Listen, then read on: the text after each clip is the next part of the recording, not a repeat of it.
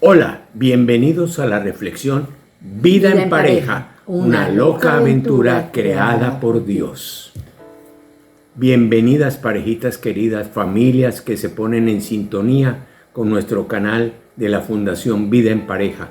Ya ahora sí nos estamos preparando para la Semana Mayor, la celebración principal y más importante de nuestra fe católica, el Triduo Pascual, jueves, viernes, sábado, que celebramos con esa hermosa vigilia de resurrección. Vamos a disponernos de todo corazón ante la presencia del Padre, del Hijo, del Espíritu Santo. Amén. Amado Espíritu Santo, ven y regálanos tu gracia en este momento de oración y de reflexión. Conforta nuestras almas que tal vez son vacilantes en la fe y es la ocasión propicia de permanecer junto a ti, amado Jesús, en el momento de la angustia y del dolor.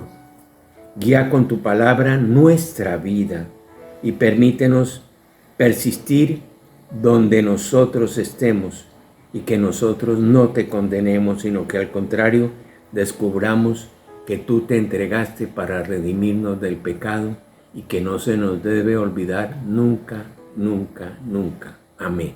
Amén. Espíritu Santo. Ilumínanos y santifícanos. Espíritu Santo. Ilumínanos y santifícanos. Espíritu Santo. Ilumínanos y santifícanos. Vamos a meditar con el mensaje de la palabra de Dios del Santo Evangelio, según San Juan, capítulo 11, versículos 45 y 57. En aquel tiempo, muchos judíos que habían venido a casa de María, al ver lo que había hecho Jesús, creyeron en él. Pero algunos acudieron a los fariseos y les contaron lo que había hecho Jesús. Los sumos sacerdotes y los fariseos convocaron al Sanedrín y dijeron: ¿qué hacemos? Este hombre hace muchos signos. Si lo dejamos seguir, todos creerán en él y vendrán los romanos y nos destruirán el lugar santo y la nación. Uno de ellos, Caifás, que era sumo sacerdote aquel año, les dijo: ustedes no entienden ni palabra, ni comprenden que les conviene que uno muera por el pueblo y que no perezca la nación entera. Esto no lo dijo por propio impulso, sino que por ser sumo sacerdote aquel año, habló proféticamente, anunciando que Jesús iba a morir por la nación, y no solo por la nación, sino también para reunir a los hijos de Dios dispersos. Y aquel día decidieron darle muerte. Pero por eso Jesús ya no andaba públicamente entre los judíos, sino que se retiró a la región vecina al desierto, a una ciudad llamada Efraín, y pasaba allí el tiempo con los discípulos. Se acercaba la Pascua de los judíos, y muchos de aquella región subían a Jerusalén antes de la Pascua para purificarse. Buscaban a Jesús y estando en el templo le preguntaban: ¿qué les parece? ¿Vendrá a la fiesta? Los sumos sacerdotes y fariseos habían mandado que el que se enterase de dónde estaba les avisara para prenderlo. Palabra del Señor. Gloria a ti, Señor Jesús. Querida familia, hoy el texto nos habla de las experiencias con Jesús de Nazaret. Nos dice al comienzo que muchos de los que estaban junto a él creyeron por lo que vieron.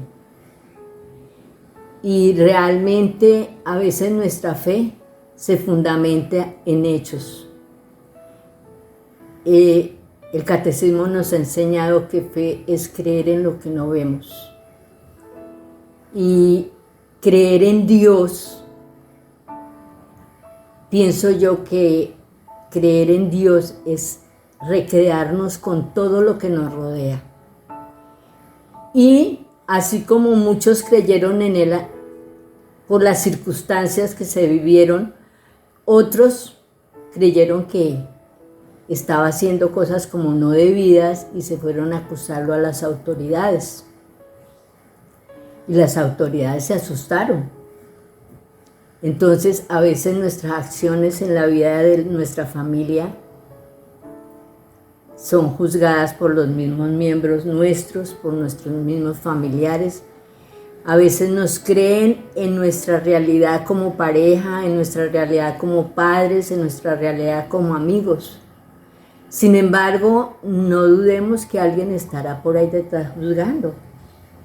Y nosotros tenemos que tener una solidez en nuestra vida familiar, en nuestras relaciones con nuestro esposo y ser un testimonio, un evangelio. Nuestra vida tiene que ser un evangelio. Y un evangelio que está hecho con amor, está hecho con detalles, está hecho con la ternura que el mismo Jesús nos ha mostrado. En el afecto, acá en el texto nos recuerda la resurrección de Lázaro. Claro, que la meditábamos la semana pasada casualmente. Nos muestra esa realidad y donde nos muestra también la ternura, cómo Jesús llora por sus amigos. Y nosotros como pareja, como familia, como esposos, como padres, tenemos que siempre dar ese testimonio de vida, de amor, de entrega, sin miramientos si la gente nos juzga o no nos juzga. Eso sí es ya el libre albedrío de las personas. Pero nosotros tenemos que ser evangelio de amor. Evangelio de amor.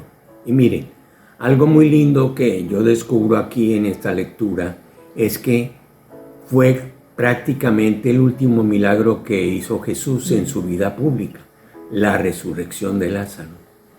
Pero si uno ve, es Cristo obrando como verdadero Dios y como verdadero hombre.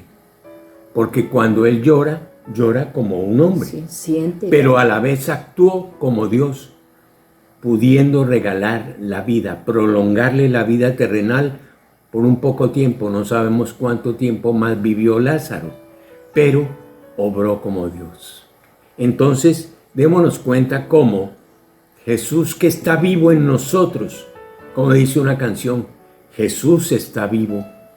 Si nosotros en fe creemos que Él está vivo y que murió y que resucitó y que todos los días está atento y pendiente de cada uno de nosotros, de nuestros hogares, no crean, cuando nosotros cometemos errores en nuestra relación de pareja, en maltrato intrafamiliar, en la grosería, en el no donarse el uno al otro, Jesús llora.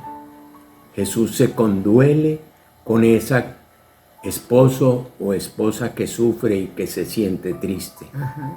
Entonces, démonos cuenta cómo obró y actuó Jesús.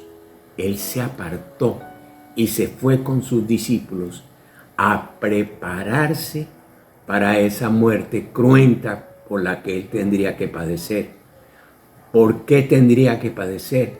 Porque Él se ofrenda como ese cordero, a su vez, ofrendándose como ese Dios de amor, en ese sacrificio donde Él, sin rechistar nada, ni renegar contra nadie, Él actuó como Dios.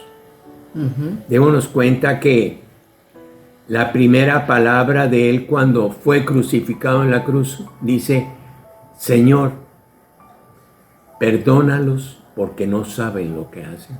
Y aún después de todos estos siglos, nosotros seguimos incurriendo en el grave error. ¿Estás de acuerdo, Flaquita? Claro, y una de las realidades es ese retirarse. También nos invita a nosotros a retirarnos en la oración como pareja. a retirarnos en ese acercamiento cada día más con el detalle, con todas esas cosas de ternura, de amor como esposos, como padres, porque tenemos que dar ese ejemplo. Así como Jesús se reúne con los suyos, con sus apóstoles, con esos que lo siguieron, a pesar de que sabían que lo iban a traicionar. Bueno, nuestros hijos no nos traicionan, pero sí nos abandonan el nido, y esa es una realidad. Entonces, tenemos que estar muy pendientes de ese retirarnos, y es buscar espacios para nosotros también. Ese retirarnos también nos invita a que vivamos experiencias nuevas que en nuestra comunidad, en nuestro movimiento, siempre nos tienen una invitación, y es una invitación a un retiro, a retirarnos para vivir de pronto momentos bonitos, de pronto momentos no gratos, pero que estamos preparados, así como mi Señor se prepara para vivir ese momento doloroso, pero también glorioso, porque la muerte no se quedó en la cruz. Entonces, la invitación, ¿cuál sería? La tarea. Perdón, antes de hacer la tarea, en la medida en que hacía la reflexión, mi flaquita, como siempre le he dicho, yo hacía como ese recuento de cuál fue el primer milagro que hizo Jesús en su vida pública. ¿Cuál fue? Las bodas de Caná. Entonces, como que es volver a retomar ese gran milagro, que no dejemos vaciar las tinajas, sino que las llenemos de ese vino de amor. Y como que la tarea es esa, que descubramos que todos los milagros que el Señor ha estado obrando en tu vida sacramental del matrimonio, y aquellos que aún así no lo tienen, el Señor te mira con amor, con misericordia, y te invita a amar, amar, amar, como Él nos ha amado.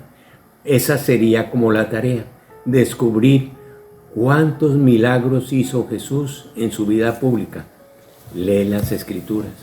Busquemos en el Evangelio, llámese de San Marcos, de Mateo, de Lucas y de San Juan, veamos en qué momentos puntuales el Señor obró milagros. Y vemos que todos los milagros nos conducen a reconocerlo a Él como verdadero Dios que nos ama infinitamente. Esa podría ser la tarea. Y descubrir qué milagros ha hecho en nuestra vida como pareja. Conocer a Jesús a través de las Escrituras es lo más maravilloso. Y vamos descubriendo que así como Él hacía milagros en el común de la gente, vamos a descubrir en nuestra relación de vida matrimonial cuántos milagros hay en nuestras vidas. El milagro de la vida a través de nuestros hijos, el milagro del afecto, del amor, de la compañía. Todo eso nos tiene que llevar a descubrir el amor infinito de Jesús. Y ahora terminemos con nuestra oración. Muy bien, entonces vamos, antes que nada, como siempre lo hacemos.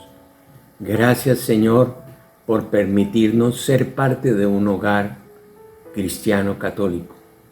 Ese hogar donde te hemos invitado a ti para que llenes nuestras tinajas, para que las llenes de amor, de respeto, de ternura, de entrega, de donación, de servicio y de tantos, tantos detalles, que cuando podamos llegar al hogar de cualquiera de ustedes, se sienta la paz y la presencia del Señor.